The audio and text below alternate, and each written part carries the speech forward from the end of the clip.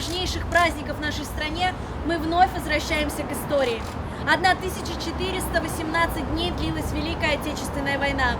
Память об этих днях увековечена по всему миру в бетоне, мраморе и стали. В канун 77-й годовщины Победы мы вспоминаем героев страны и нашего родного края.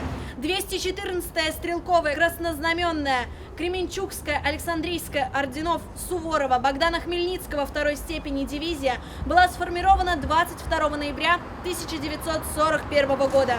Дивизию формировал генерал-майор Николай Бирюков и комиссар дивизии, полковой комиссар Алексей Соболь.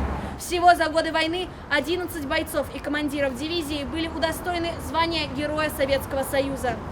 Уважаемые гости, просим возложить цветы к мемориальной доске, посвященной памяти 214-й стрелковой дивизии.